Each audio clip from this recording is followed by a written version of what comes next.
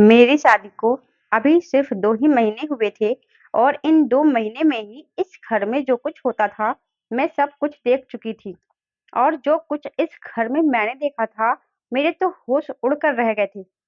कहाँ मैं शहर की रहने वाली, पढ़ी-लिखी, नाजुक-सी लड़की और ब्याह कर यहाँ गाँव में आ चुकी थी। मुझे तो लगा था, यहाँ पर मेरी ज़िंदगी बड़ी ही आराम से गुज़रेगी। गाँव का खुला-खुला माहौल था और मैं यहाँ खुश रहूँगी।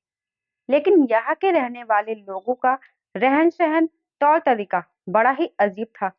यहाँ तक तो बिल्कुल ठीक था, मगर मेरा देवर, उसके बारे में मैं बता नहीं सकती। उसे देखकर ही मेरा पूरा शरीर काँप जाया करता था। पूरे खानदान में उसके जैसा मर्द शायद ही किसी ने देखा हो। मेरी देवरानी तो अपने पति की दीवानी थी। उसका तो बस चलता तो वह मेरे देवर को अपने कमरे से बाहर कदम भी न रखने दी। खंबे जैसा लंबा कद और पहलवानों जैसा भरा हुआ शरीर। पहले तो जब मैंने अपने देवर को देखा था, तो मुझे ऐसा लगा कि मेरा देवर पहलवानी करता होगा। लेकिन मेरे पति रमेश ने बताया कि ऐसा कुछ भी नहीं है। अभिषेक खेतीबाड़ी करता है। खेतीबाड़ी करने में ही उसे मजा आता है। किसी दूसरे काम में उसे मजा ही नहीं आता। वैसे तो मेरा देवर अभिषेक मेरे पति रमेश से छोटा था, लेकिन उसकी शादी रमेश से पहले हो गई थी। क्योंकि रमेश पढ़ाई में बिजी था और जब तक वह अपनी पढ़ाई पूरी नहीं कर लेता, उसे शादी नहीं करनी थी। इसलिए मेरे सास-ससुर ने पहले अभिषेक की शादी कर दी थी। शादी के 6 महीने तो बड़े ही आराम से गुजरे थे, लेकिन जैसे-जैसे समय गुजरता जा रहा था, मेरे जीवन में मेरे लिए मुसीबत खड़ी करता जा रहा था। मैं तो ज़्यादातर अपने कमरे में ही सीमित रहती थी, क्योंकि मुझे अपने देवर के सामने जाना भी अच्छा नहीं लगता था। उसकी नज़रें ही कुछ ऐसी होती थी कि मैं हड़बड़ा जाती थी और इसीलिए मैं उसके सामने बहुत कम जाती थी। मेरे देवर की अजीबो-गरीब हरकतें थी। वह पूरे घर में बिना शर्ट के दनदनाता फिरता रहता था और यह चीज़ मुझे बिल्कुल भी पसंद नहीं थी। मैं गाँव की रहने की बिल्कुल भी आदी नहीं थी और यहाँ के तौर-तरीके मुझे बिल्कुल भी समझ नहीं आ रहे थे। मैं शुरू से ही शहर में रह रही थी। फिलहाल दिन यूँ ही गुजर रहे थे। एक दिन सिर्फ मैं और मेरा देवर अभिषेक ही घर में मौजूद थे। रमेश थोड़ी देर में आने वाला था और मेरी देवरानी अपनी माँ की तरफ गई हुई थी। मेरे सास-ससुर तो अभिषेक की शादी के कुछ ही समय बाद आगे-पीछे भगवान को प्यारे हो गए थे। फिलहाल इस समय घर में मैं और सिर्फ अभिषेक ही थी। मैं खामोशी से किचन में काम कर रही थी कि अचानक ही अभिषेक कमरे से मेरे किचन में आ गया और मुझे गहरी निगाहों से देखने लगा। मुझे बिल्कुल भी होश नहीं था। मैंने अपना दुपट्टा उतारकर कुर्सी पर रखा हुआ था और अपने ही ख्यालों में खोई हुई बस काम करती जा रही थी, क्योंकि मुझे लगा था कि घर में अभी इस वक्त कोई नहीं है।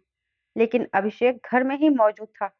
मुझे इस बात का एहसास नहीं था और बस इसीलिए लापरवाही से, गर्मी होने की वजह से दुपट्टा अपने बदन से हटाकर वही कुर्सी पर रख दिया था और यही मेरी जिंदगी की सबसे बड़ी गलती थी।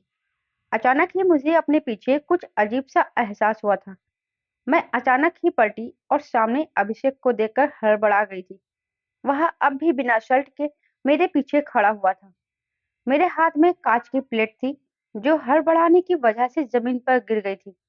उसकी आवाज से मेरा देवर भी फौरन होश की दुनिया में लौट आया था और एकदम वहां से चला गया था।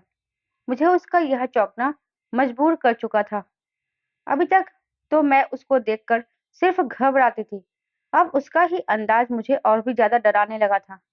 मैंने जल्दी से अपना दुपट्टा उठाया और अपने आसपास लपेट लिया और खामोशी से काम करने लगी। दिन यूं ही गुजर रहे थे। रात को रमेश भी घर आ गए थे और मेरी देवरानी भी घर आ चुकी थी।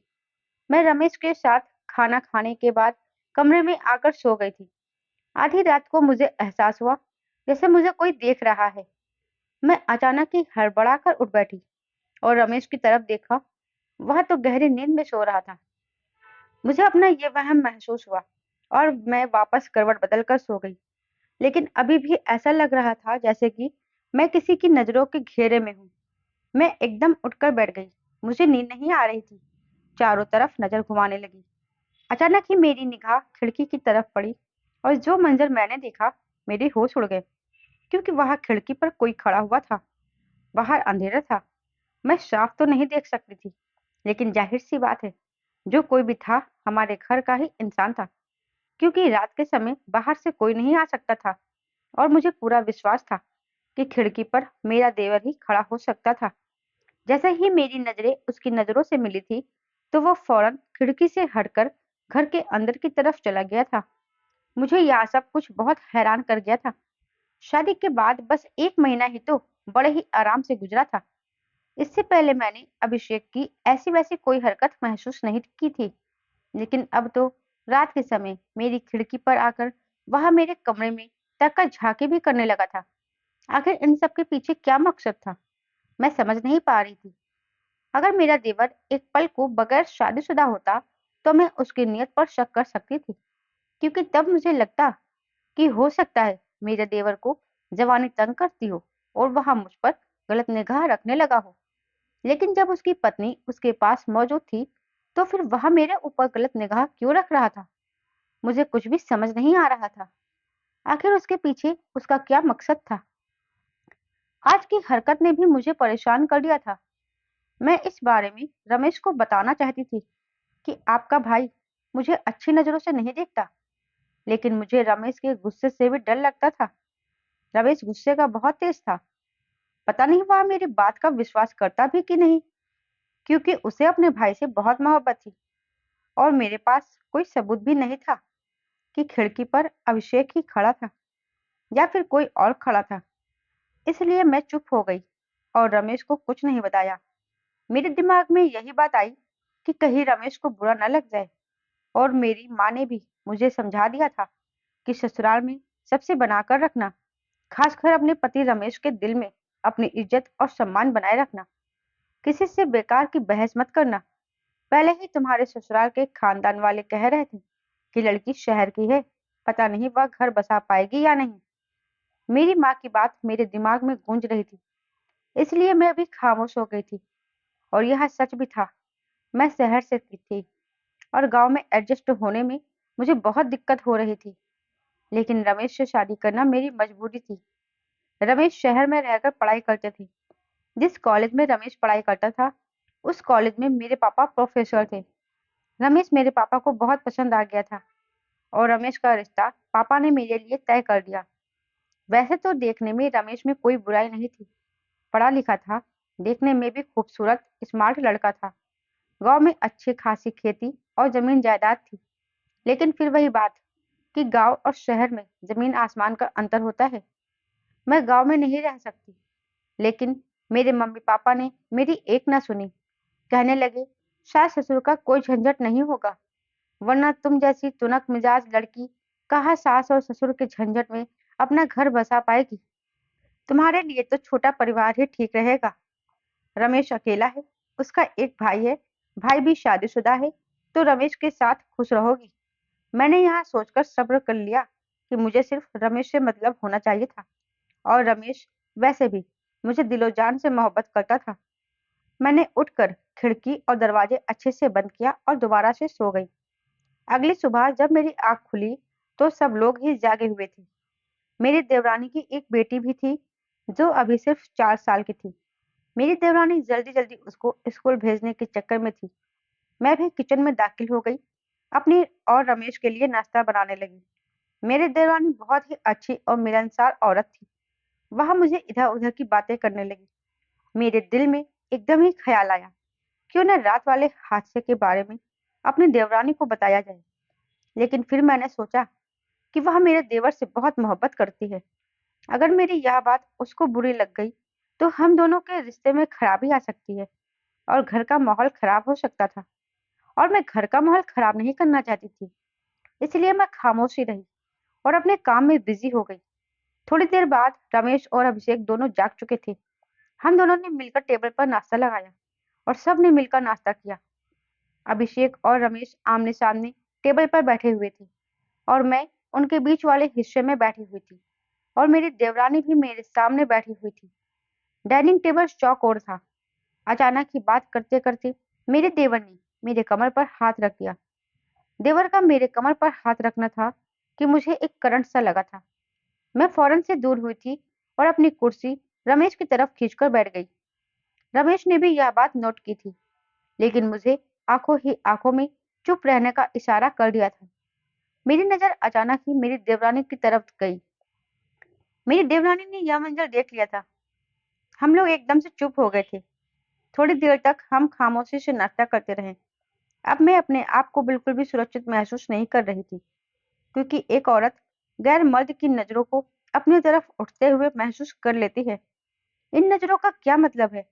मैं महसूस कर चुकी थी कि मेरा देवर मुझ पर गंदी निगाह रख रहा है।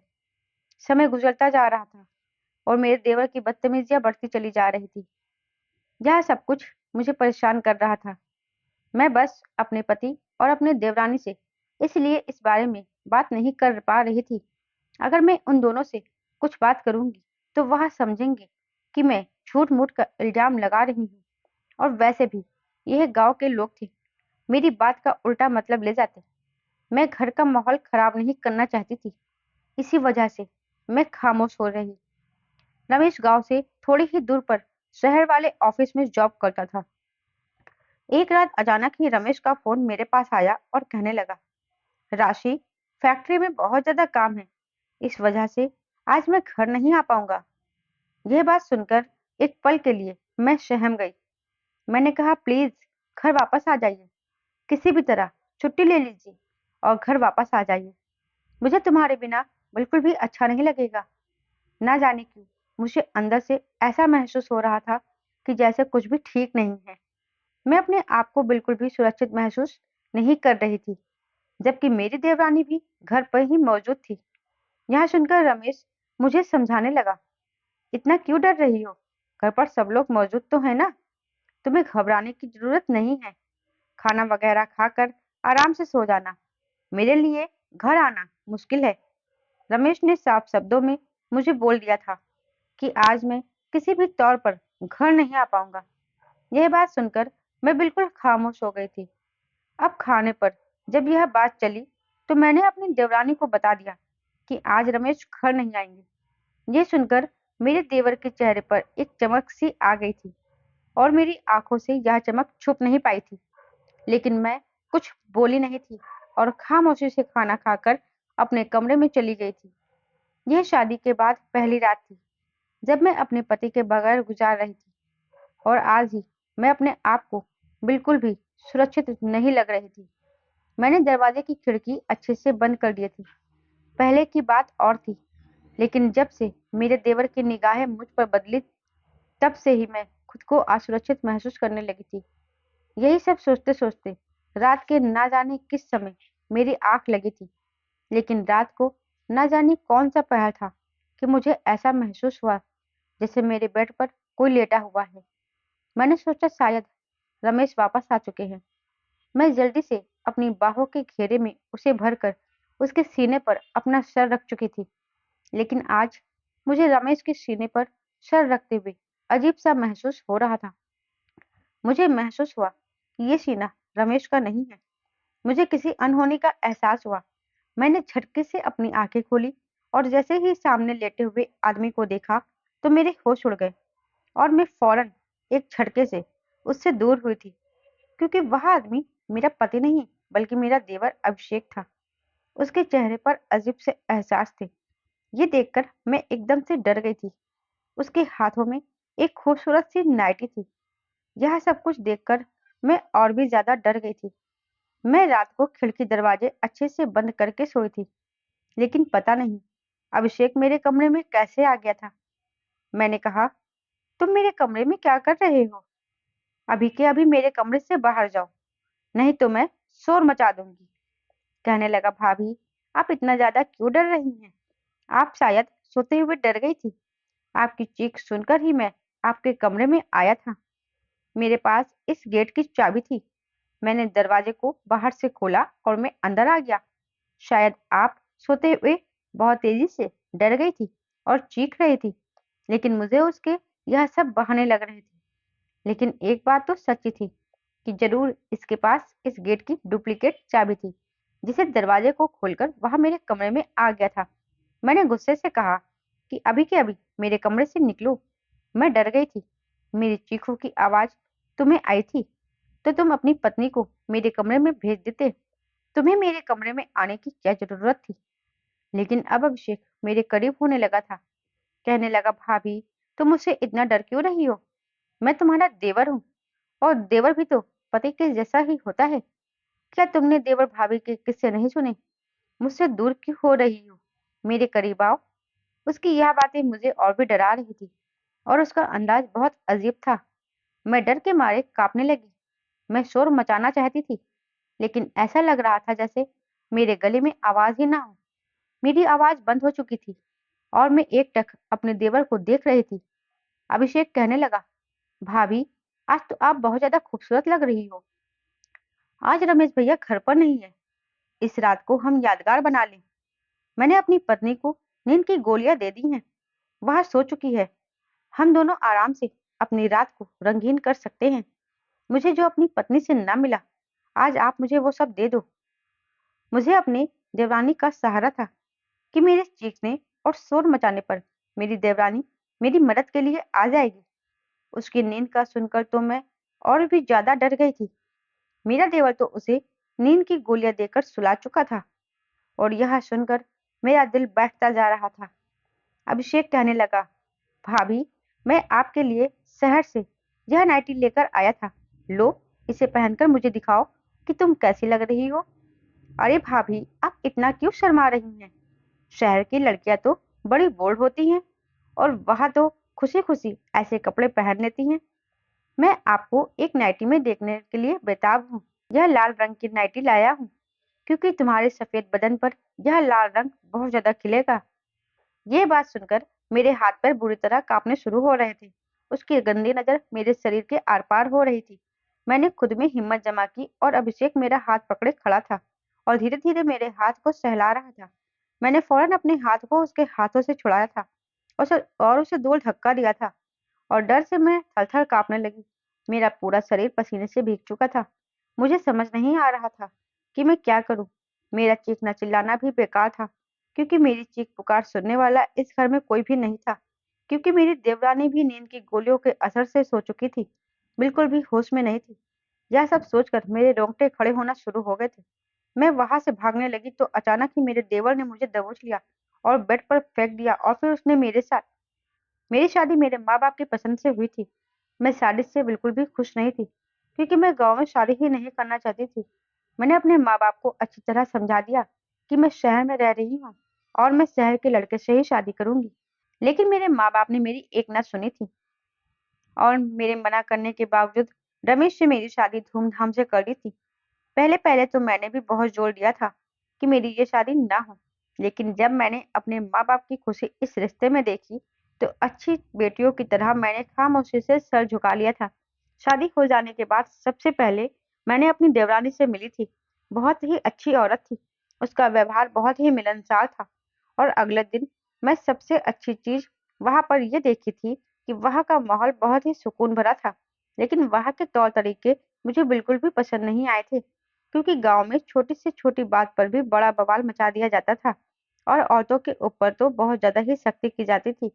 मेरी देवरानी अपने पति से बहुत डरती थी, लेकिन मैंने एक चीज नोट की थी कि मेरी देवरानी अपने पति से मोहब्बत भी बहुत करती थी, और ये सब बातें मुझे अच्छी लगी थी। लेकिन कभी कभी यह चीज मुझे परेशान भी कर देती थी।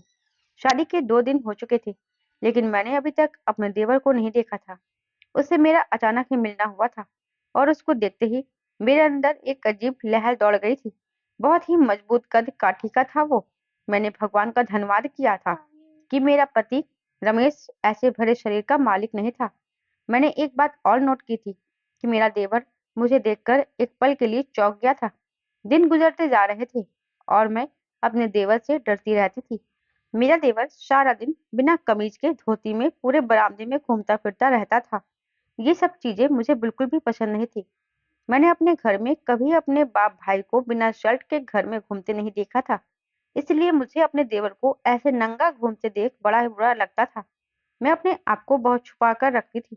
लेकिन एक दिन मेरी बदकिस्मती यह हुई थी कि मेरे देवर ने मेरे शरीर की खूबसूरत बनावट को देख लिया था। इसमें कोई शक नहीं था कि मैं बहुत ही खूबसूरत थी। मेरा रंग गोरा, कद 5 फुट 4 इंच, लंबे बाल, भूरी आंखें, और उस पर मेरी नई नई शादी मेरी खूबसूरती पर चार चांद लगा रही थी। भगवान ने मुझे बहुत ही फुर्सत से बनाया था। और उस दिन भी कुछ ऐसा ही हुआ था। जब मैं किचन में बिना किसी दुपट्टे के काम कर रही थी, उस दिन जो मैंने कपड़े पहन रखे थे, वह भी मेरे शरीर पर एकदम फिट थे। लेकिन मैं अपने देवर के सामने अपने दुपट्टे को अच्छे से लपेट कर रखती थी। लेकिन उस दिन बिना दुपट्टे के किचन में खड़ी थी। उसके बाद से ही उसकी नीयत मुझ पर खराब हो गई थी। यही मेरे लिए सबसे बड़ी बदकिस्मती थी। और उस दिन के बाद से मेरे देवर के तौर तरीके मेरे साथ बदलते चले जा रहे थे। वह मुझे बहाने-बहाने से छूने लगा था। उसकी गंदी निगाहें मेरे शरीर के आर-पार होती मुझे महसूस हो रही थी। पहले जो मैं अपने आप को दुपट्टे से छुपाकर रखती थी, अब मैंने सूट पहनना बंद कर दिया था और साड़ी पहनना शुरू कर दिया था। मैं बड़ी-सी साड़ी में खुद को लपेट कर रखती थी। मैं अपने शरीर के किसी भी अंग को अपने देवर को दिखाना नहीं चाहती थी। उसके बावजूद भी मुझे वो घूरता रहता था। अपनी नज़रों से मेरे शरीर का एक्स-रे कर रहा था। एक दिन जब रमेश काम से वापस नहीं आए थे, तो वह उनकी गैर मौजूदगी का फ़ायदा उठाकर मेरे कमरे के अंदर आ गया और मुझे एक नाइटी देते हुए गंदी-गंदी बातें करने लगा। मैं वहाँ से भागना चाहती थी, लेकिन इससे पहले ही अभिषेक ने मुझे दबोच लिया और फिर उसने मेरे साथ सब कुछ मेरे लिए जानलेवा था। मैं मरना पसंद करती, लेकिन मैं यह बिल्कुल भी पसंद नहीं करती कि वह इंसान मेरे शरीर को हाथ लगाए। लेकिन मैं उसकी पकड़ से निकल नहीं पा रही थी। वह इतना मजबूत हट्टा-कट्टा था, मैं खुद को उससे छुड़ा नहीं पा रही थी। देखते ही देखते वह मुझ पर हावी हो चुका था और मेरी इज्जत को तार-तार कर चुका था। मैं तकलीफ के मारे रो रही थी, तड़प रही थी, उसकी विनती कर रही थी, "तुम मुझे छोड़ दो, मैं तुम्हारे भाई की पत्नी हूँ, मेरे ऊपर दया करो।" लेकिन वह इंसान दरिंदा था, मुझ पर बिल्कुल भी दया नहीं की थी। मैं चीख-चीख कर अपनी देवरानी को आवाज़ दे रही थी, मगर मेरी आवाज़ उस तक नहीं पहुँच रही थी। वह नींद की गोलियों के असर में सो रही थी। मेरा पूरा शरीर उसके भारी शरीर के नीचे दबकर रह गया था। उसने पूरी रात मुझे बर्बाद करके रख दिया था। मैंने उसके आगे हाथ बहुत जोड़े थे, लेकिन वह इंसान मेरे ऊपर काबू कर चुका था। सुबह 4 बजे के समय वह आदमी मुझसे दूर हुआ। वह कमरे से निकल गया। सुबह जब मेरी आँख खुली, तो मुझे अपने शरीर में जगह-जगह दर्द महसूस हो रहा था। बुखार ने मुझे लपेट लिया था। मेरे देवर ने मेरी ज़िंदगी बर्बाद कर दी थी। मेरी हालत बहुत खराब थी। मैं तो चिल्ला भी नहीं सकती थी। दर्द के मारे मेरा बदन टूट रहा था। लेकिन मैं इस तरह दबकर रहने वाली लड़की नहीं थी। मैं एक शहर की पढ़ी-लिखी लड़की थी। मैं अभी यह सब कुछ सोच रही थी कि जैसे ही रमेश घर आएँगे, तो मैं उसको उसके भाई की करतूतें ज़रूर बताऊँगी कि उसने पूरी रात मेरे साथ कितना ज़ुल्म किया। मैं अभिषेक को सज़ा ज़रूर दिलवाऊँगी। मैं यह सब सोच रही थी कि रमेश दरवाज़ा खोलते हुए अंदर आया, लेकिन मेरी हालत देखकर दरवाजे पर ही रुक गया। उसके चेहरे पर ऐसे भाव थे, जैसे उसे विश्वास न हो रहा हो। वह मुझे देखता तो कभी बेड को आंखें फाड़ कर देख रहा था। उसने पूछा, तुम्हें क्या हुआ है? ऐसे क्यों बैठी हो? और यह क्या हालत है कमरे की? उसको भी एहसास हो चुका था कि कुछ तो गलत हुआ है।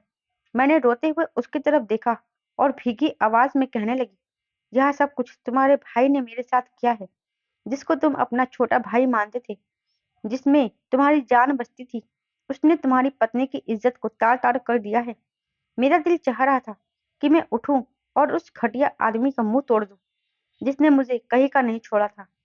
लेकिन अगले ही पल मैं हैरान हो गई थी, जब रमेश यह बात सुनकर अजीब से अंदाज से मुस्कुराया था और यह मुस्कुराहट देखकर मेरे रोंगटे खड़े हुए थे। मैं हैरान होते हुए कहने लगी, आप मेरी इस बात को सुनने के बाद हंस रहे हैं? आपके भाई ने मेरी जिंदगी बर्बाद कर दी और आपके चेहरे पर मुस्कुराहट है? आपको समझ में आ रहा है मैं क्या बोल रही हूँ? तो वह हंसते हुए मेरे बराबर बैठकर कहने लगा, इसमें कौन सी बड़ी बात है?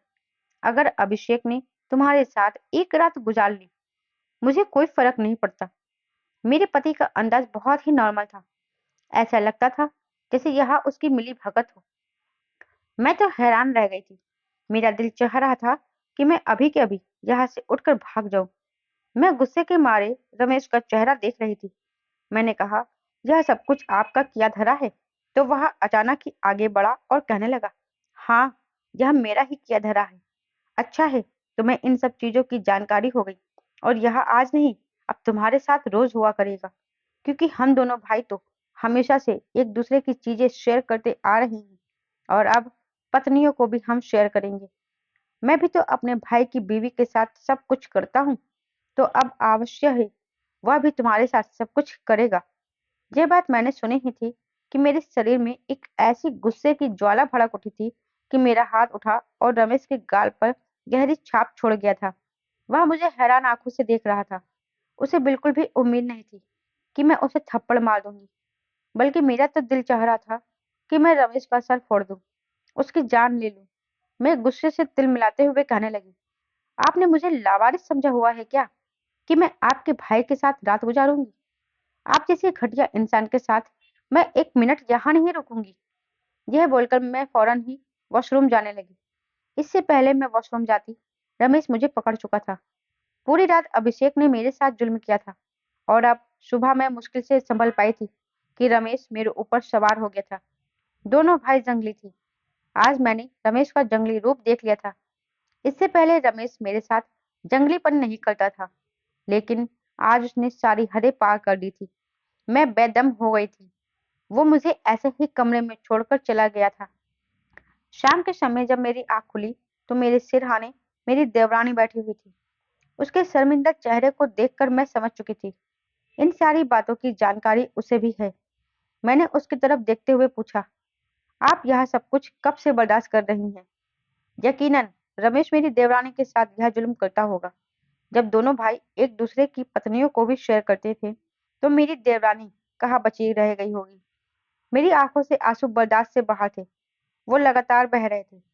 वह मेरी तरफ देखते हुए कहने लगी, जब से मेरी शादी हुई है तब से ही मुझे तो विश्वास ही नहीं आ रहा था कि तुम्हारा पति तो तुमसे इतना प्यार करता था। उसके बावजूद उसने तुम्हारे साथ ऐसा करवाया। मैंने उसकी बात सुनी और कहने लगी, इंसान सब कुछ बदल सकता है, लेकिन अपना नेचर नहीं बदल सकता। यही हाल मेरे और आपके पति का है। मुझे तो हैरत है, जब आपके साथ यह सब कुछ इस घर में हो रहा था, तो आपने आवाज क्यों नहीं उठाई? आपको चाहिए था कि इन दोनों के खिलाफ आवाज उठाती और अविशेष से रिश्ता खत्म करके अपने घर चली जाती। लेकिन तुमने ऐसा नहीं किया, बल्कि इन दोनों को बढ़ावा दिया, जिसका शिकार आज मैं भी हो गई। मेरी बात सुनकर मेरी देवरानी कहने लगी, तुम शहर की लड़की हो तो तुम्हें यह सब बातें शोभा देती है, लेकिन मैं गांव की लड़की हूँ। अगर मैंने ऐसी कोई बात भी की तो मेरी बातों का कोई विश्वास नहीं करेगा, और मैं नहीं चाहती कि मेरा घर तबाह हो। मैं एक गरीब घर की लड़की हूँ। मेरे माँ बाप भी जिंदा नहीं है। भैया भाभी के घर मेरा गुजारा नहीं है। इसलिए मैं सब्र रखती हूँ। इसलिए मैं सब्र से जिंदगी भी गुजार रही हूँ। मुझे अपनी देवरानी पर गुस्सा आया था। ऐसी औरतें ही मर्दों के जुनून को बढ़ावा देती हैं। मैं अपनी जगह से उठी और गुस्से से कहने लगी, गलती तुम्हारी भी है जो तुम ऐसी चीजों को बढ़ावा दे रही हो। अगर पहले ही इन चीजों को रोक देती तो आज ये सब कुछ नहीं होता। तुम्हारी तो एक बेटी भी है।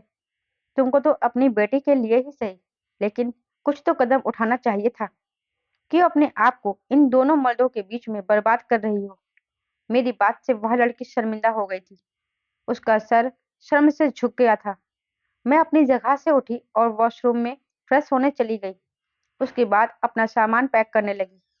अभिषेक और रमेश उस समय घर पर नहीं थे। यह मौका अच्छा था इस घर से निकल जाने का, वरना वह लोग मुझे कभी भी घर से निकलने नहीं देते। मेरी देवरानी ने पूछा, आप कहाँ जा रही हो? मैंने कहा, मैं यहाँ एक मिनट भी नहीं रुकूंगी, और फिर अपने घर चली आई थी। उसके बाद मेरे माँ बाप ने मुझसे बहुत सवाल जवाब किया। मैंने उनको सब कुछ बता दिया और कहा कि जिसको आपने मेरे लिए चुना था वह एक दरिंदा है, और उस दरिंदे ने मेरी जिंदगी तबाह कर दी है। थोड़े ही दिनों बाद मैंने रमेश से तलाक ले लिया था और उससे अलग होकर रहने लगी, और मेरे माँ पापा ने उन दोनों भाइयों के खिलाफ रिपोर्ट भी दर्ज करा दी थी। पुलिस उन्हें पकड़ ले गई थी और उन दोनों भाइयों को उम्र कैद की सजा सुनाई गई थी।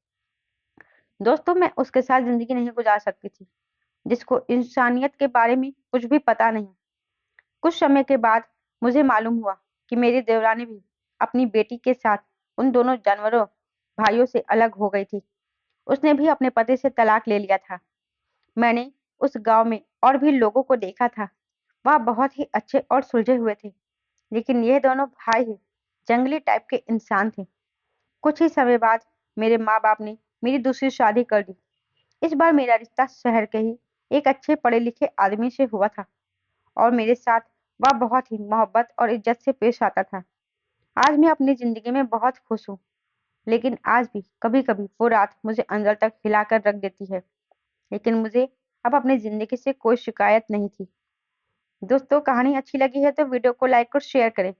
चैनल पर नए हैं तो चैनल को सब्सक्राइब ज़रूर करें। साथ ही बेल आइकन को प्रेस करें, जिससे आगे आने वाली वीडियो की अपडेट सबसे पहले आपको मिले। धन्यवाद।